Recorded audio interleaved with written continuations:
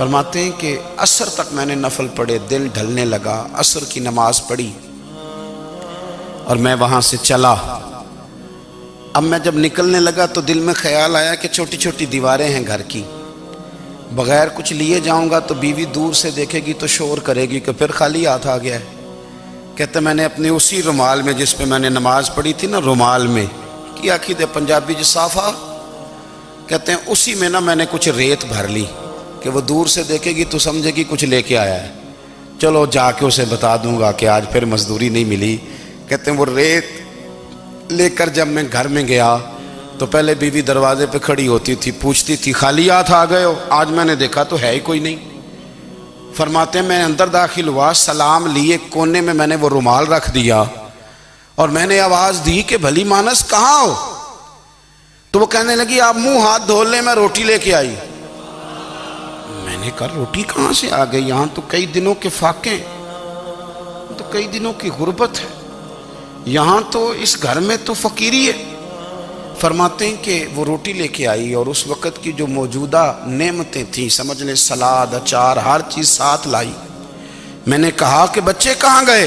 کہنے لگی وہ کھانا کھا کے کھیلنے گئے، آپ کھانا کھا لیں آ جاتے ہیں۔ کھانا اس نے چن دیا۔ میں نے حیرت انگیز لہجے میں ساری نعمتیں اپنے دسترخوان پہ دیکھ کر کے بیوی سے پوچھا یہ کہاں سے آیا کھانا؟ بچوں کو تو نے کہاں سے کھانا کھلایا؟ یہ سارا کچھ کیسا ہے؟ تو کہنے لگی پتہ نہیں آج آپ کس کریم کی مزدوری کرنے چلے گئے تھے، پتہ نہیں کس کریم کی، میرے گھر میں تو اتنی نعمتیں آئی ہیں کہ مجھ سے سنبھالی نہیں جا رہی، اتنا اناج ہے، اتنا گندم ہے، کس کریم کے دروازے آج چلے گئے تھے؟ یہ کہتے کہتے وہ اٹھی اور اٹھ کر کے کہنے لگی پہلے ہی بڑا کچھ آیا تھا، اب کیا لے آئے ہو؟ اور جا کر کے نا اس نے وہ ریت والا رومال کھولا، کہنے لگے میں تو لے کے آیا تھا ریت، تو میرے رب نے اسے بھی سونے اور ہیرے بنا دیا تھا۔ جب آپ کی توجہ اللہ کی جانب، میرے نبی پاک صلی اللہ تعالیٰ علیہ وسلم نے فرمایا ہر چیز اپنے رب سے مانگ، ہر چیز مانگ، ہر چیز مانگ۔ یا رسول اللہ کیا کچھ؟ میرے محبوب نے فرمایا تیرے گھر میں نمک بھی ختم ہو جائے تو وہ بھی اپنے رب سے مانگا کر، تو مانگنا وہ تجھے دے گا، تو اس کی بارگاہ میں کشکول طلب دراز تو کرنا۔ اور ترمذی شریف میں عجیب لفظ ہیں، رسول کائنات نے فرمایا، رب کریم فرماتا ہے جب میرا بندہ ہاتھ اٹھاتا ہے نا تو مجھے حیا آتی ہے کہ میں خالی کیسے لوٹا دوں اس کے۔ اتنے بڑے بادشاہ کی بارگاہ میں، او بھائی لوگوں سے عزتیں تلاش کرتے ہو تو وہ کیا تمہیں عزت دیں گے؟ وہ تو کل اچھا کہتے ہیں پرسوں برا کہنے لگ جاتے ہیں۔ لوگوں کے سامنے گڈ بک میں آنا چاہو گے تو وہ تو سویرے تمہارے بارے میں کچھ کہیں گے، شام کچھ اور کہیں گے۔ اپنی روحانی زندگی آباد کریں، اپنے مسلح کو وقت دیں اور دنیا سے چھپ کر، اس موبائل کو بند کر کے اور اپنے آپ سے بھی چھپ کے اور تنہا ہو کے چھپا کے سارا کچھ اپنے آنسو اپنے رب کی بارگاہ میں پیش کریں، اس کے حضور حاضری دیں۔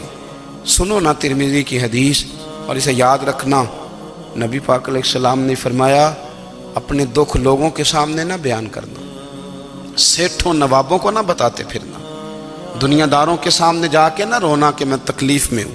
فرمایا اگر دنیا داروں کو دکھ بتاؤ گے رب تمہیں کبھی غنی نہیں کرے گا۔ اور لوگ ہیں کہ الٹا مذاق اڑائیں گے، آپ کی جس سے بڑی پکی یاری ہے نا، پکی، وہ تب تک پکی ہے جب تک آپ نے 50,000 مانگا نہیں، اور جس وقت آپ نے کہہ دیا کہ میں مجبور ہوں میری مدد کر تو پھر ختم ہو گئی دوستی۔ لوگوں کی تعلقات آپ کے ساتھ تب تک ہیں جب تک آپ ان سے کوئی ضرورت وابستہ نہیں کرتے۔ کریم محبوب فرمانے لگے بندوں کے سامنے دکھ نہ بیان کرنا، اللہ تجھے کبھی غنی نہیں کرے گا۔ تو اپنے دکھ اپنے رب کو بتا، تو دعائیں مانگ، تو اس کی بارگاہ میں حاضر ہو، تو اس کے حضور عرض کر۔ فرمایا اپنے دکھ اپنے رب کو بتا، وہ جلدی کرے یا دیر سے کرے تجھے ساری دنیا سے بے نیاز کر دے گا، تجھے کسی کا محتاج نہیں رہنے دے گا۔ اپنے مسلح کو، اپنی دعاؤں، ایک بزرگ فرماتے ہیں میں نے دعا مانگنے کا طریقہ اپنی بیوی سے سیکھا، دعا مانگنے کا طریقہ اپنی، سیکھنے والے تو اپنے بچوں سے بھی سیکھ لیتے ہیں، سیکھنے والے تو ہر ایک سے سیکھتے ہیں۔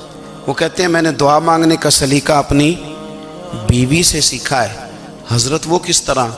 فرمانے لگے میری بیوی نے نا مجھے کوئی کام بتایا،